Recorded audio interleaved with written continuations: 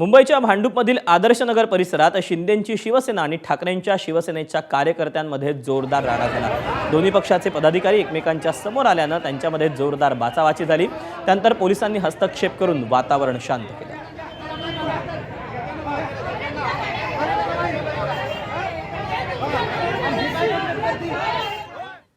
नवी मुंबईच्या शिरवणे येथील लक्ष्मीबाई सुतार प्राथमिक आरोग्य केंद्र मतदान केंद्रावर साप आढळल्याने मोठी खळबळ माजली।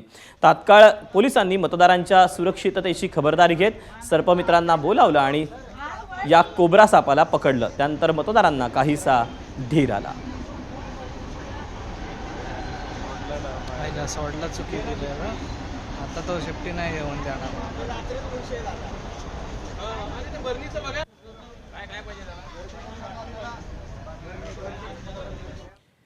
वसई विरारमध्ये मतदान सुरू असताना ईव्हीएम मशीनमध्ये बिघाड झाल्याच्या अनेक तक्रारी समोर आल्या।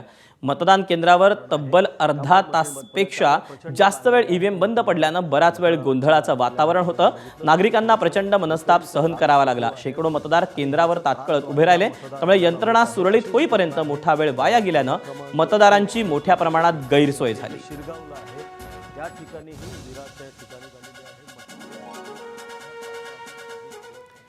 ईव्हीएम बंद होण्याची घटना भिवंडीत घडली। भिवंडीतल्या प्रभाग क्रमांक 15 मध्ये ईव्हीएम तब्बल 2 तासांपेक्षा अधिक वेळ बंद पडलं होतं, त्यामुळे मतदान प्रक्रिया ही खोळंबली।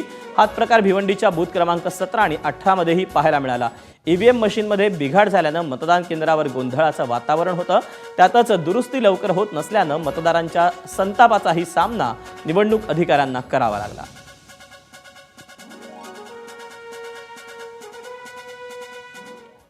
मीरा भाईंदरमधील मतदान केंद्रावरचं ईव्हीएम बंद पडलं। तांत्रिक बिघाड झाल्याने मतदानामध्ये यामुळे खंड पाहायला मिळाला। तासाभरानंतर या ईव्हीएम मधील बिघाड दुरुस्त झाला आणि मीरा भाईंदरमधील इंद्रलोक तपोवन विद्यालयामधल्या नागरिकांनी सुटकेचा निश्वास सोडला।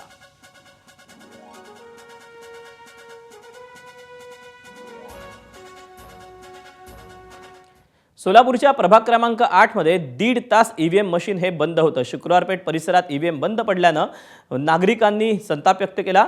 1.5 तास मतदारांचा खोळंबा झाला आणि प्रशासकीय यंत्रणांकडून मतदान पूर्ववत करण्याचे प्रयत्न हे करण्यात आले।